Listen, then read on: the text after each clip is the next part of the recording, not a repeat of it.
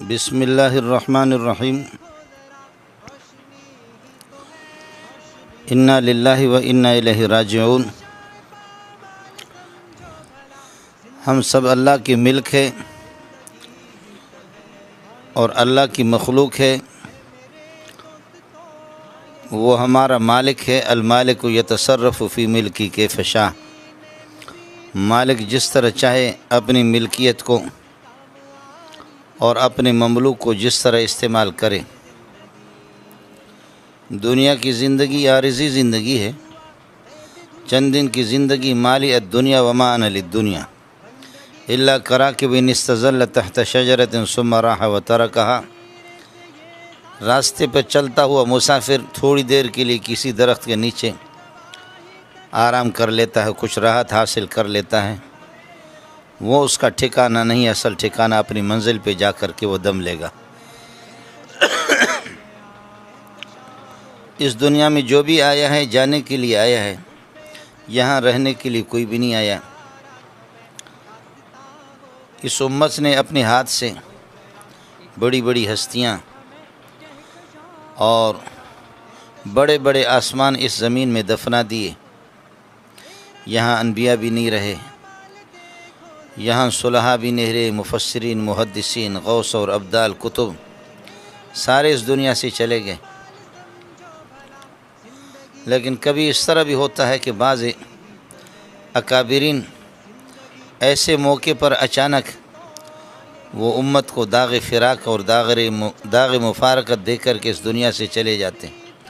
جبکہ امت ان کی فیوزات اور ان کی علمی استفادے کے پیاسی ہوتی ہے۔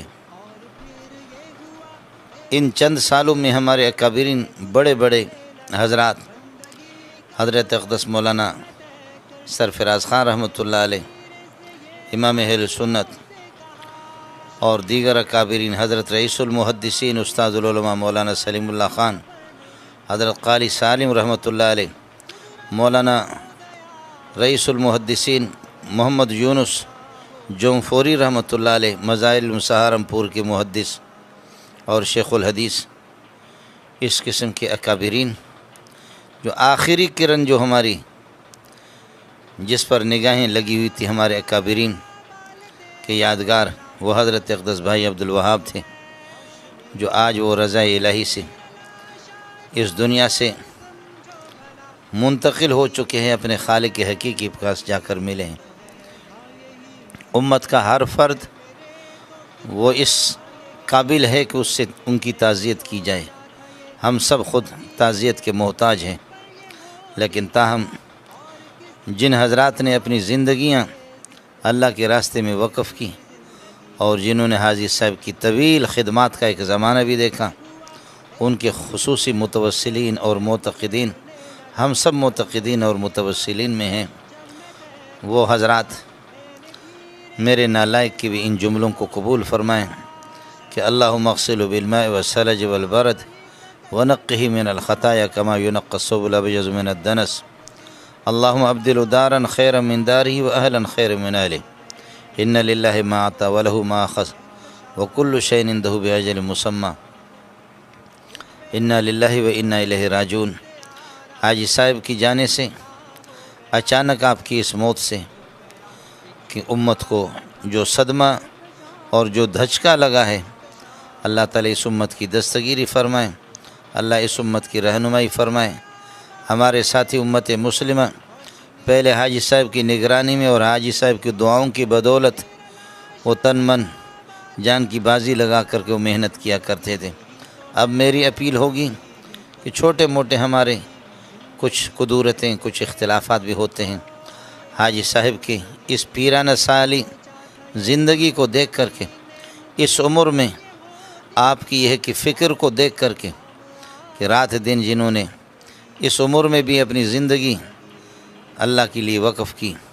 ہم سب کو یہ کہ اس سے عبرت حاصل کرنا چاہیے، ہم سب کو اس کو نمونہ بنانا چاہیے۔ ہم پہلے بھی ساتھیوں نے خدمت کی ہے، اب مزید ساتھی مزید یہ ہے کہ دوڑ لگائیں گے۔ اللہ تعالیٰ یہ ہے کہ حاجی صاحب کی اس سانحہ اور اس صدمے کی کو ہمیں یہ کہ برداشت کرنے کی توفیق عطا فرمائے، اللہ ہمیں صبر جمیل عطا فرمائے امت مسلمہ کو، اور جو کچھ ہمارے مسائل ہیں اور قدورتیں ہیں اللہ کے لیے مرنے سے پہلے ہم ان کو ختم کریں۔ جماعت کو جس کی بنیاد اخلاص پر حضرت اقدس مولانا الیاس رحمۃ اللہ علیہ رو کر کے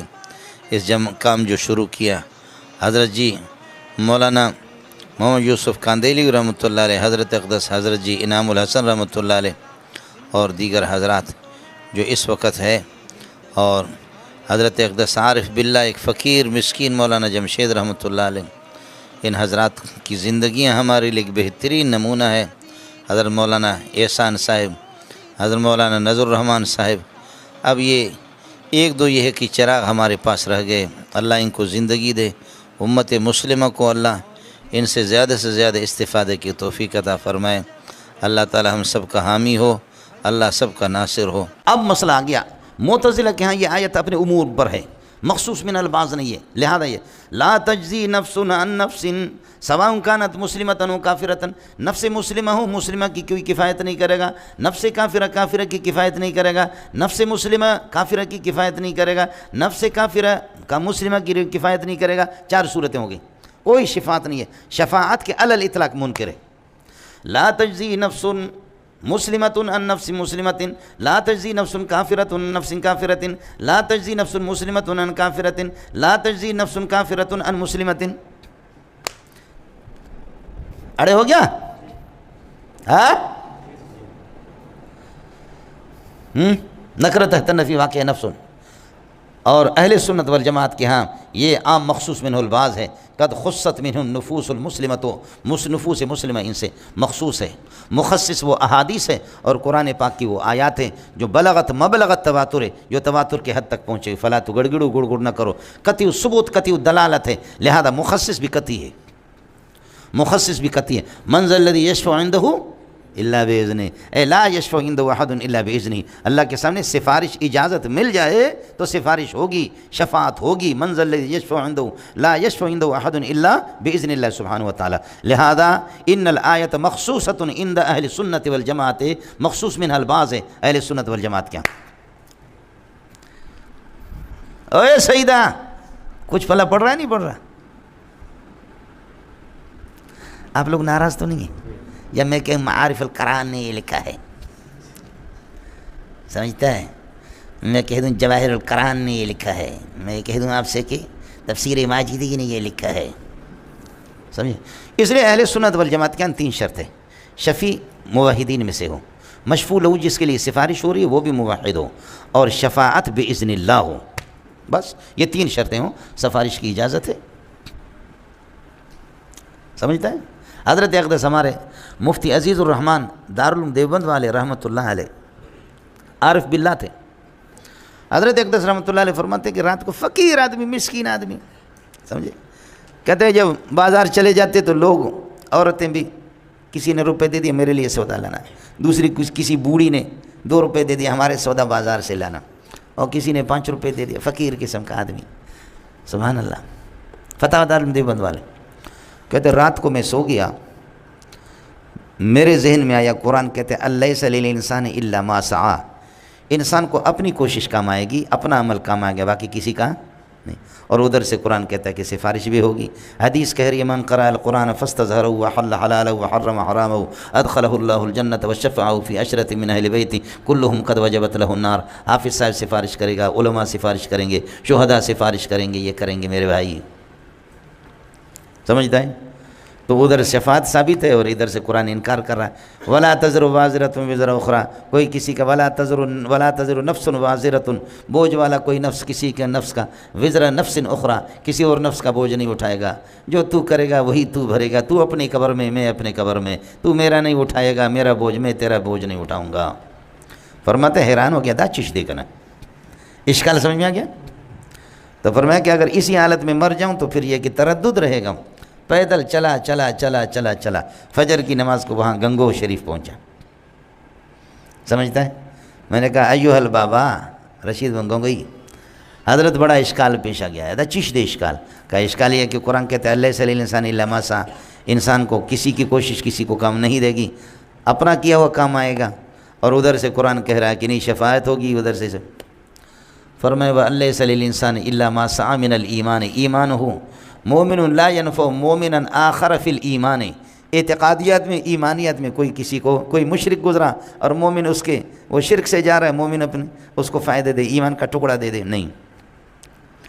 لا ينفع مومن آخر فی الایمان، ایمان میں نہیں ہوگا کوئی بے ایمان ہو۔